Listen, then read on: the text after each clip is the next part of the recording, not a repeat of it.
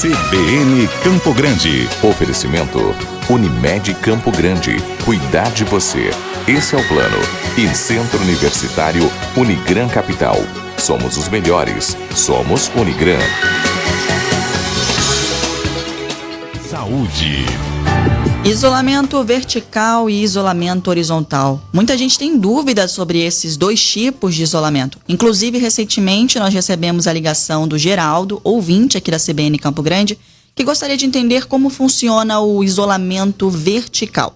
Para entender um pouco melhor sobre esses dois tipos de isolamento, nós vamos conversar agora com a médica infectologista Priscila Alexandrino. Priscila, bom dia. Bom dia. Doutora, como que funciona? No que consiste o isolamento vertical e o isolamento horizontal?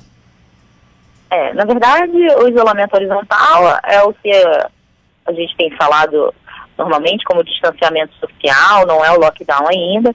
Ele consiste nas pessoas permanecerem em domicílio o máximo de tempo possível, fechamento das escolas e do comércio, para que as pessoas possam, então, sair à rua simplesmente para necessidades essenciais, então para ir a uma farmácia, para ir ao médico, para se locomoverem até o mercado, para aquisição de comida e alimentos.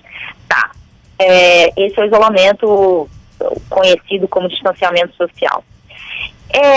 Esse isolamento vertical, ou distanciamento vertical, que tem sido falado, na verdade, é priorizar, deixar todas as coisas abertas e priorizar que as pessoas que estão em grupos de risco para agravamento da doença ficassem apenas essas pessoas em domicílio. Então, pessoas com mais de 60 anos, pessoas que já tenham doenças pulmonares anteriormente, indivíduos diabéticos, hipertensos, né? Então, essas pessoas ficariam, então, confinadas e as demais pessoas poderiam circular normalmente. Mas, assim, a gente não tem estudos suficientes desse isolamento, que eles chamam de vertical. O que nós temos é o distanciamento social de toda uma sociedade. E esse, sim, tem sido eficiente na diminuição do número de casos, ou pelo menos em atrasar a pandemia em algumas cidades, para que o sistema de saúde possa se organizar. Doutora, o isolamento que a gente está utilizando no momento, ele já foi utilizado alguma outra vez na história ou é inédito isso? Já teve gripe espanhola em 1918, mas na era digital, e assim, na nossa era, das pessoas que estão vivas hoje, provavelmente não. Agora, doutora, a gente percebe, né, de certa forma, tem toda uma questão médica, tem toda uma questão de orientação, de cuidado, mas a gente percebe também uma politização em relação a tudo isso, né?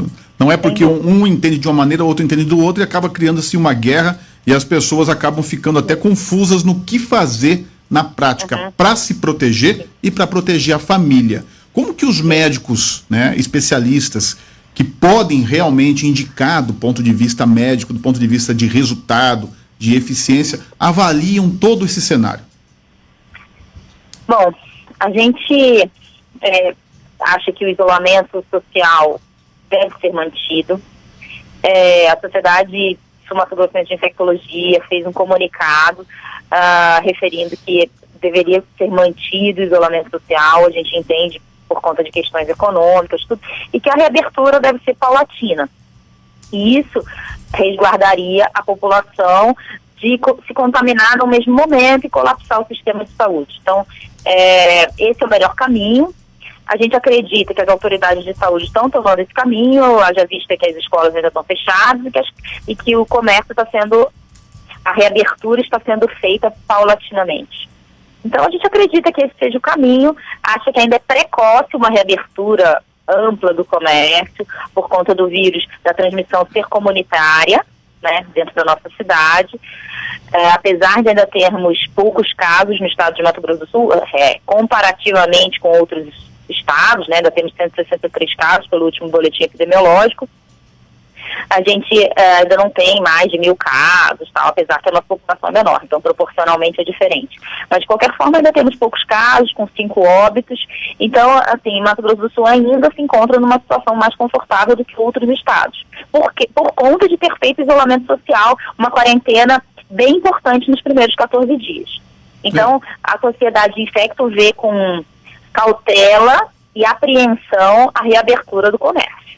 Até sobre isso, da forma como a gente percebe, né, uma flexibilização gradativa, né, então o comércio vem com horários limitados, alguns critérios, uso de máscara, disponibilidade de álcool em gel, são algumas medidas para flexibilizar essa atividade toda. O que eu pergunto, doutora, é em relação ao momento. Muitos falam que o Estado, até o Brasil, acabou antecipando demais a quarentena e que isso, de certa forma, está refletindo agora na economia. Como que a senhora avalia isso? Nós fizemos essa contenção na hora certa, fizemos antes da hora ou fizemos de forma atrasada? Enfim, qual que é a sua avaliação?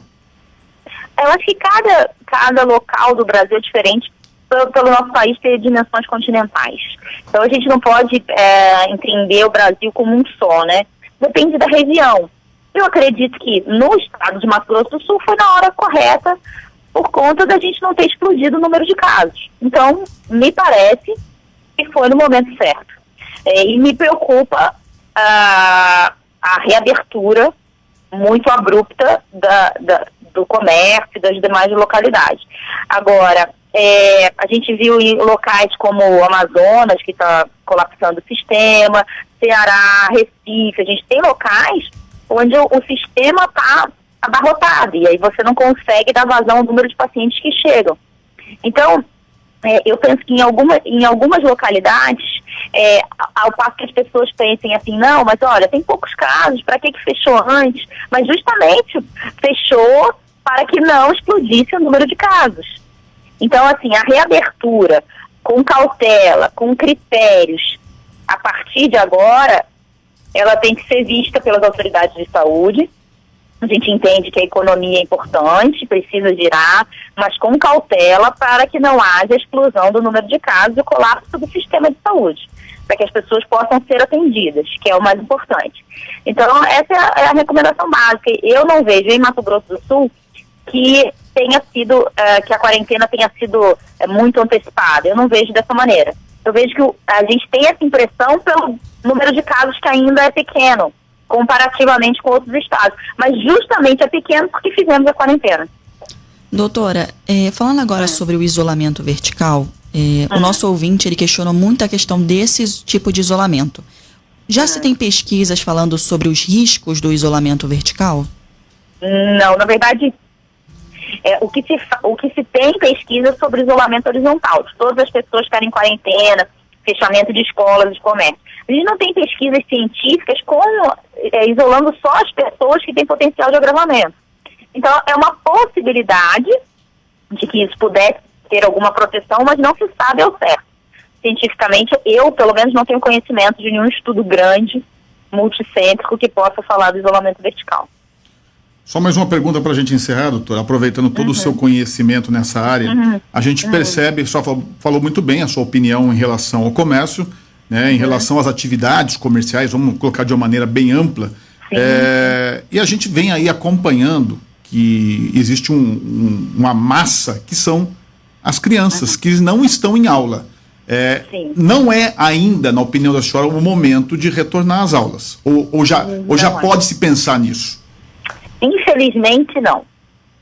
Porque as crianças, apesar de não serem um grupo de risco para agravamento do caso, as crianças são transmissoras muito eficientes do vírus, e por longos períodos. Então, o contato dessas crianças, certamente, dentro da sala de aula, fará com que outras famílias se contaminem, famílias que têm pessoas que certamente terão o agravamento dos casos. Até porque nós temos visto indivíduos jovens, mais jovens do que 60 anos, sem comorbidades, terem agravamento dos casos. Então, eu não tenho 100% de certeza que só esses grupos de risco vão ter agravamento. E por isso, foi importante e é importante o isolamento social. E as crianças são fortes transmissoras. Então, mas as crianças quase não ficam, não tem complicações dessa doença, desse vírus. Realmente, as crianças não têm complicações, mas elas transmitem de maneira muito eficaz, muito eficiente. E aí elas contaminam uma grande quantidade de outras pessoas, e pessoas que certamente vão agravar. Nós conversamos com a médica infectologista Priscila Alexandrino. Doutora, muito obrigada por atender a CBN Campo Grande. Obrigada a vocês, um bom dia a todos, agradeço a oportunidade. Muito obrigado, doutora. Agora CBN Campo Grande. Oferecimento Unimed Campo Grande. Cuidar de você. Esse é o plano. E Centro Universitário Unigran Capital. Somos os melhores. Somos Unigran.